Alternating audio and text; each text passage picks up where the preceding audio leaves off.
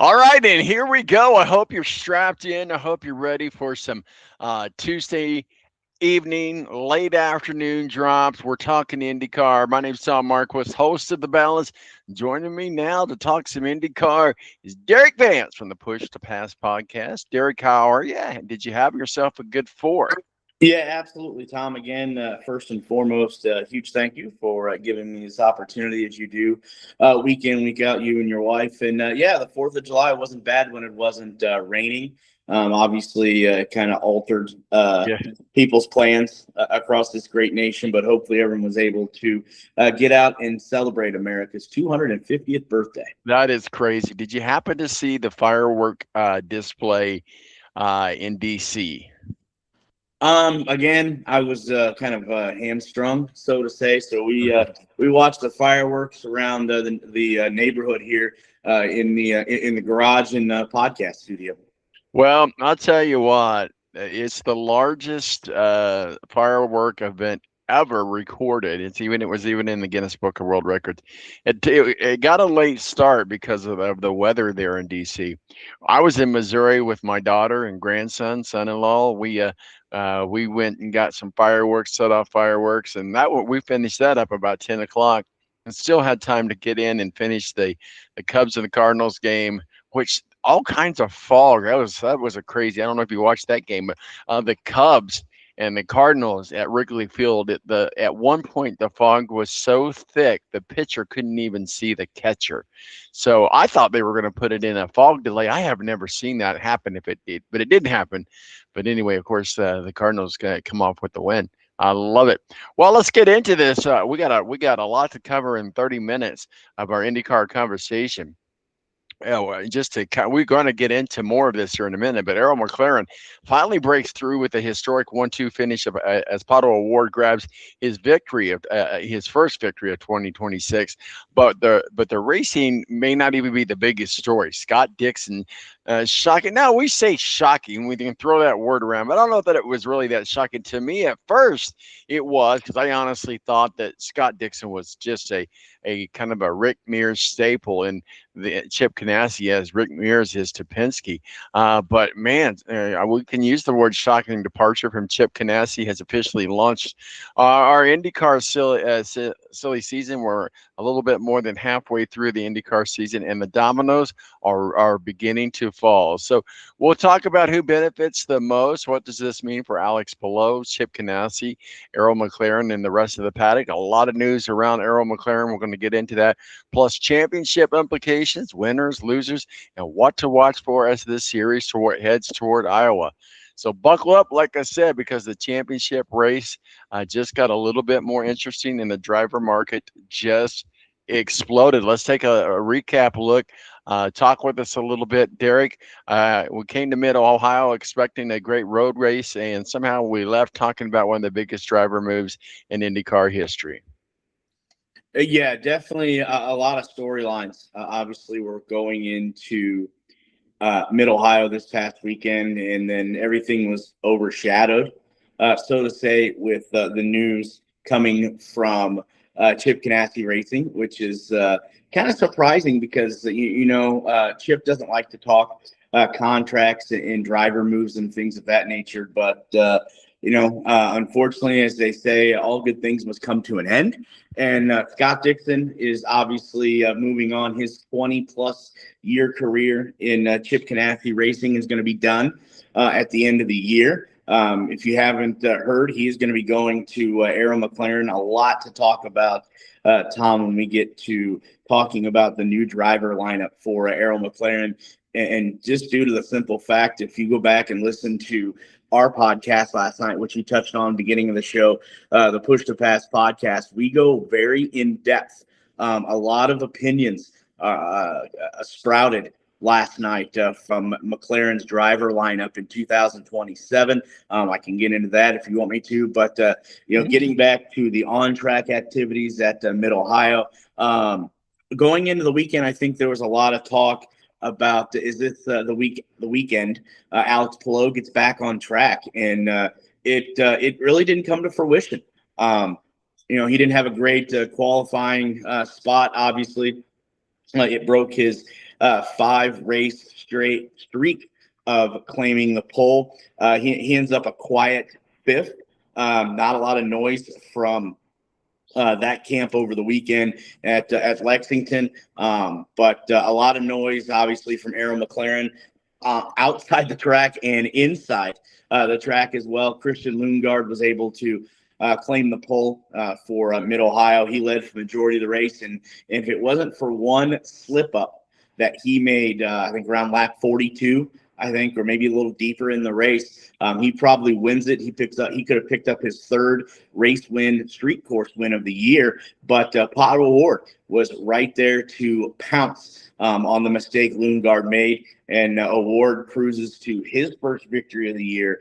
Arrow McLaren's third victory of the year, 2 of them by Christian Lundgaard, who is on the outs going into 2027. Bold move there by Tony Kanaan, Zach Brown and company. But yeah, not a lot really much headline wise from the race. A lot of follow the leader, a lot of following Christian Lundgaard, and like I said, he made that one slip up, and Pato O'Ward was able to pounce and collect his first victory of the 2026 season, if you can believe that, and his 10th career victory.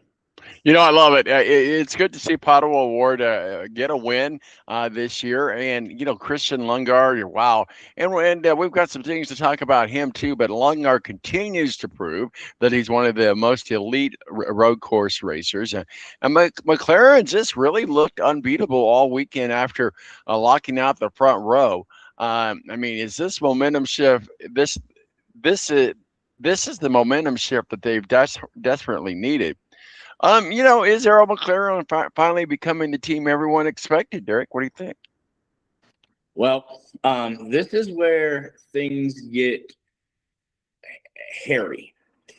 And the reason why I say that, and again, if you go back and watch our show last night that came on special time of 6 p.m. due to the United States soccer match, which is a totally different. What an embarrassment! What an embarrassment! Yeah. I'm gonna get on my stand and say, man, you know what? I said they didn't come this far to come this far, but apparently they come that far to come this far. What a disappointing loss it was. It could go on, but we got to stay on track here. No pun intended, man. Man, you're right. It was a disappointing loss for U.S. Go ahead. Like I said, they were at the right time to make the United States soccer explode in this country, and unfortunately, as they say in the business, they crapped the bed. They did crap the bed. But yeah, getting back on track, Arrow McLaren. There we go. Is this okay? And again, I'm going to refer back to the discussion we had on the podcast last night.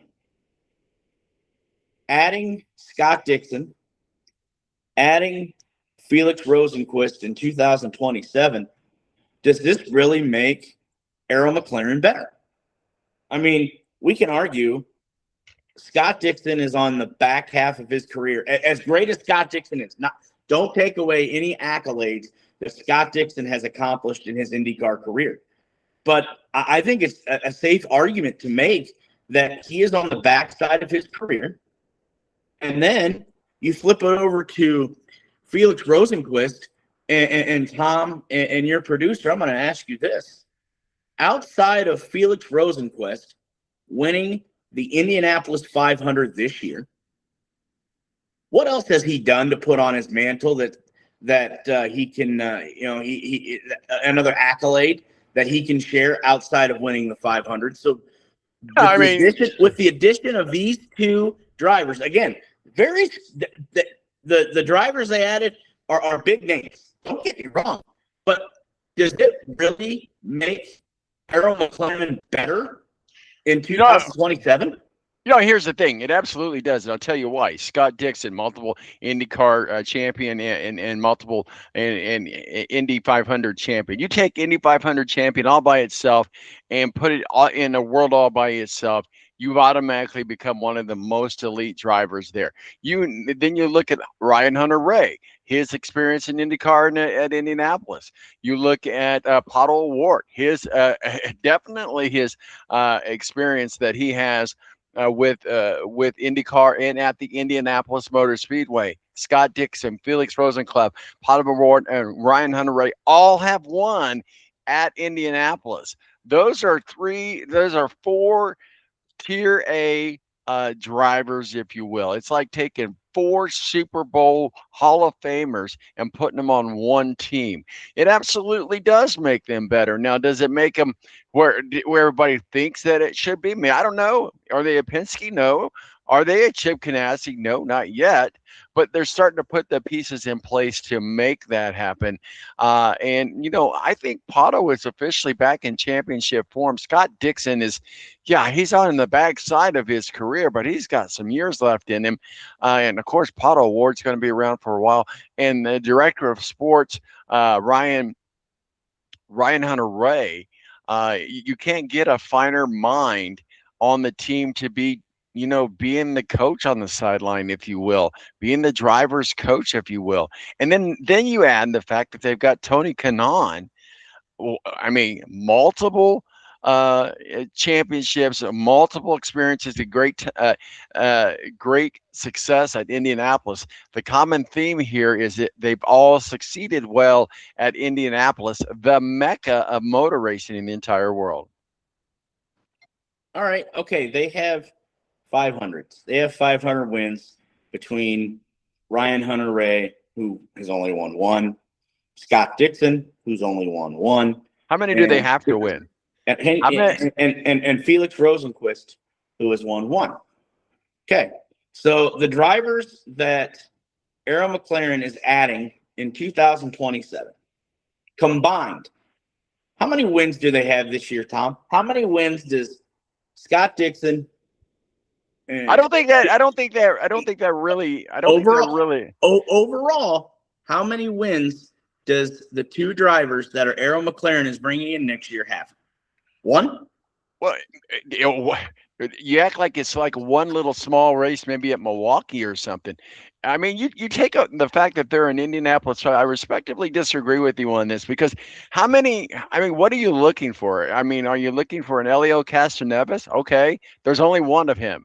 Are you looking for a Joseph Newgarden? Well, he's won multiple Indianapolis 500s, but I mean, he's certainly one of the greatest drivers. You put him on are you looking for what kind of driver are you looking for to say that, hey, McLaren is making right moves?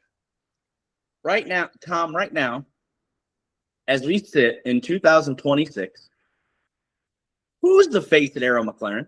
Right now, on track performance, who's the face? Pato O'Ward right now. No. Christian Lundgaard has outraced him all year. Christian Lundgaard. Okay, I see what you're saying. Go ahead. Yes, Lundgaard has outraced him all year. Pato just picked up his first win because Lundgaard made one mistake.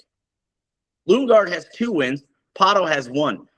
Lundgaard he is finally coming around to be the driver everybody thought he was. And now Arrow McLaren, Tony Kanaan, Zach Brown specifically, are getting rid of him at Christian Lundgaard's peak to bring in Scott Dixon, who is, again, on the backside of his career, which Christian Lundgaard isn't, and Felix Rosenquist, with outside of winning the Indianapolis 500, would not have any career wins. But that's where we part opinions here. The Indianapolis 500 in itself, standalone, if that's the only race, I mean, it's never happened, but if that's the only race they ever won, they will always be an Indianapolis 500 champion. Their face will always be on the Warren Trophy. They will always be immortalized in racing, even if that was the only race they ever won.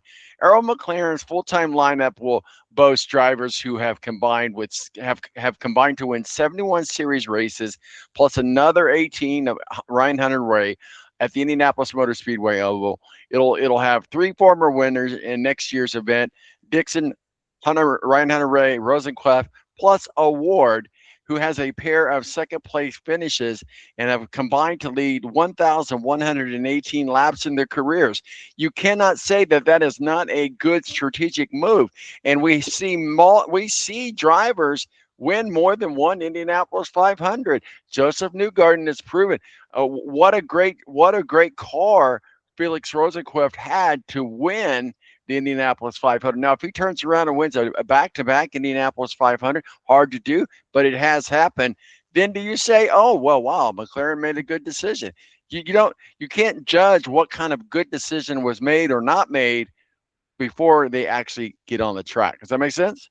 But no, I appreciate the debate, but I think that. Go ahead. I see your logic, but what you're telling me, if you were part of the Arrow McLaren group and the argument that you are making, or argument that you are making is Arrow McLaren is only focused on one race. They're not focused on a whole season. By the argument and the statistics that you just put out, you're only saying, your messaging is Arrow McLaren is only worried about the Indianapolis 500. They are not worried about a 17 or 18 race season. I don't know that that's necessarily true. I think that we'll have to see how it all plays out. But I mean, certainly, if you're a team trying to become a better and bigger team, and you want to be in that powerhouse group like Penske and like Chip Ganassi, and you want to be in that group, you want to make some changes. Well, apparently, it was good enough to bring Scott Dixon away from Chip Ganassi. So apparently the pot was sweet enough to make that happen. So we'll see what happens. I mean, I think the losers in all this is, obviously Chip Ganassi Racing teams that are now going to be chasing McLaren, and anyone hoping silly season would stay quiet. I mean, that's not going to happen with this. It's just a huge move. Now we may come back and we may say, you know what, this was a total mess and a total disaster. I mean, we saw. I look at the Power Three: Andretti, Chip Ganassi, and Penske. Those are your three big powerhouses. And you look at just Will Power moving from Penske to Andretti. It hasn't quite turned out as everybody thought it would, but they're looking at Will Power the way that he was over at Penske. So I think they made some good moves. It's the story still being written.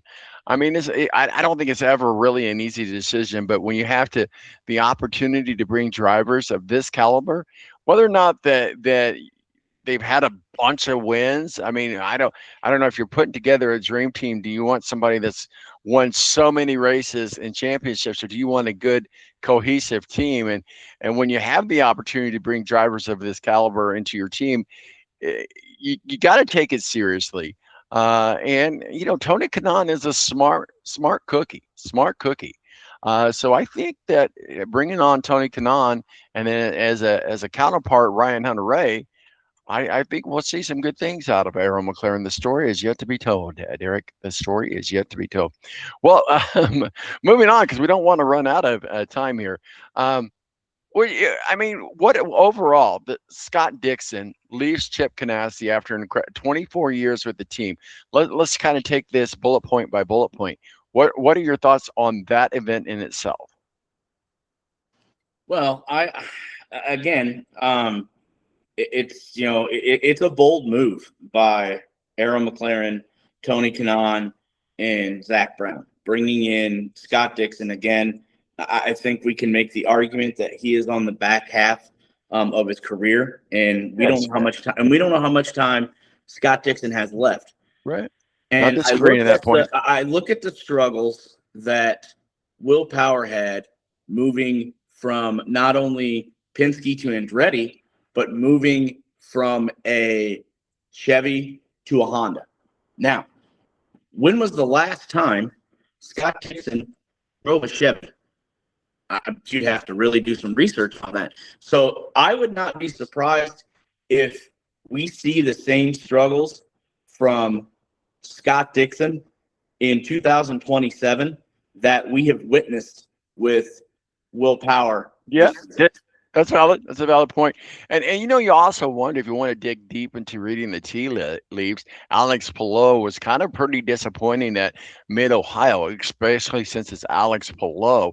You wonder if that distraction I mean, because he did admit that it was a very emotional, good conversation that he had with Scott Dixon. I mean, he's not leaving until the end of the year, but you wonder if intentionally or unintentionally, if that was a distraction, if that's the case, he's got to figure out a way to get over it. I mean, but it does change everything about the driver market. So we'll see. Um, I mean, I guess, Derek, let me ask you this: did you think that Chip Ganassi ever thought Dixon would actually leave, or maybe he was just bluffing and trying to? I don't know. IndyCar never gets into contract negotiations, so we don't know what team offered what. We can obviously assume that it was more money. That was probably part of the pot. But did Chip Ganassi even do anything to keep him, or did he just say, "All right, Scott, it's your decision. If you want to leave, you can leave"? But did he really think that he would leave, or do you think that maybe he was trying to pull a poker bluff? I would say he was probably trying to call Chip Ganassi's bluff, and Scott just thought that maybe it was time. Sometimes, and this is in any professional sports. Sometimes a change of scenery does an athlete well, and in this instance, this is what it could be for Scott Dixon. But again, we talked about, I think, a week or two ago. We never dreamt of seeing Will Power in anything but Right. I Penske totally red, agree. Horizon red. Totally agree. And it's going to be interesting now to see if, is Scott Dixon bringing PNC Bank with him to Arrow in 2027, or does he have a whole new set of sponsors? And it's going to be weird again Yeah. to see Scott Dixon in papaya orange and not seeing that PNC Bank Yeah. logo on the side of his entry. Yeah, I can almost guarantee you it's going to be like Will Power leaving Penske. Verizon is with Penske. PNC is with Chip Ganassi. I can't see it being any different. I mean, even on their sign in their headquarters here in Indianapolis says PNC. So they're going to stay with Ganassi. Now, who's going to drive that car? I don't know. And it'll be a whole new group of sponsors for McLaren, which I'm sure they've already got all that lined up before they made the offer. But who it's going to be, that's not been. I'm gonna call it right now. Christian Lundgaard is going to be in the number 9 car next year for Chip Ganassi Racing, and you talk Nice. about a line. That's valid. Lineup. That's Look at valid. Chip Ganassi. You have Alex Palou, who could potentially be back-to-back champion, and then you have the rising star in Christian Lundgaard. That's not a bad 1-2 combination. No, you're not wrong there. That's probably spot on. You think, and we need to move on past McLaren because there are other teams, but do you think McLaren has become the championship favorite in 2027 now? No, and I'm gonna use the old adage that I know you've heard a million times. And Ric Flair said it best: to be the man, you got to beat the man. And until somebody knocks Alex Palou and Chip Ganassi off the mountain, you have every season you have to go into saying that he's the favorite until somebody steps up, a driver steps up and out races for a season Alex Palou. Yep. Well, let's kind of go through some rapid fire questions here. We've only got a couple minutes here, sir, and I'm just going to give you some hot takes that I have here for you. You say agree or disagree, and you can give a quick few seconds argument one way or the other. And we will zip through these hot fire questions before we got to wrap it up and put a bow on. Question number 1: Pato O'Ward needed this win more than anyone in IndyCar. Agree or disagree? Agree. Pato O'Ward for how many races has played second fiddle or has played the bridesmaid to the winner. So Pato O'Ward needed this. Hot take number 2: Scott Dixon leaving Ganassi is bigger than any race result this season. Agree or disagree? Outside of somebody knocking off Alex Palou in the points championship, I would agree that Scott Dixon, the news that him leaving Chip Ganassi for Arrow McLaren may overshadow any race this season outside of somebody knocking Alex Palou off the mountain. All right, hot take number 3: Arrow McLaren will become the sports premier team within 2 seasons. Disagree. I go back to what we talked about earlier. What have you done for me lately? Janet Jackson. I need to have that queued up. Janet Jackson. Hot take number 4: Christian Lundgaard is quietly becoming the best road course driver not named Alex Palou. Agree. Look what he's done in the last road courses. If it wasn't for him, Arrow McLaren would have one win to their name this past weekend at Mid-Ohio. So agree. Christian Lundgaard's skills on the road course are top tier. So let me ask you this: if you're building and you had the funds and the ability to build your own race car team, would if you were building your own race car team, who would you take first? Pato O'Ward, or someone else? Well, if my race team, the Balanced Sports Talk Show, because again they got all the money. My first driver out of those three, I want somebody with experience. I want somebody that knows how to win. That's a closer. Obviously, that all points to Alex Palou. Well, we're going to have to wrap it up and put a bow on it. We've been talking with Derek Vance of the Push the Pass podcast, and glad that he has stepped in with us to take care of IndyCar with us for the rest of the season, and we'll see if we can get him to a multi-year contract. But one race can change a championship, Derek. One driver can change an era. Mid-Ohio may have done both. The racing was outstanding, but the headlines are only getting started. Iowa is next, and silly season has officially arrived. So that is my hot take of the day. And Tom, let me make a correction. Next race is July 19th on a Sunday. It's Nashville. Oh, okay. Correction. Sorry, I had wrong intel here. Okay, still. the point remains for sure. Derek Vance of the Push to Pass podcast. Tell us what you guys are working on this week and how they can find your work and masterpieces, sir. Oh, well, again, you're raising the bar just slightly high there with the masterpiece part. But we're going to go back to our normal time next Monday, 7 p.m. Go check us out on Facebook Live, YouTube, X, and Twitter. And then we've added a new one that, Tom, I think I've talked to you about Rumble. You can go over there and find all of our podcasts, reels over there. Also, obviously, you can find them on YouTube. And then myself and Michael Monroe, we do dab into articles throughout the week, news, things of that nature. You can go find them over at yournews.com under the auto racing section. And then speaking of your news, I know it's we've talked about it on the podcast, but I'll bring it up on here. The Push to Pass podcast is the official IndyCar podcast of Your News. So good stuff. I love it. One of these days, I know I'm not to the caliber of you guys. One of these days, you're going to have me on the Push to Pass. We'll have you on, but I hope your producer can do your makeup. That's all I'm saying. Got a face for radio, that's for sure. No doubt about it. I know. Right. I know that feeling. All right, my brother. We'll catch up with you next week, and we'll see what's going on in Nashville, sir. Sounds good. We'll talk then. All right, buddy.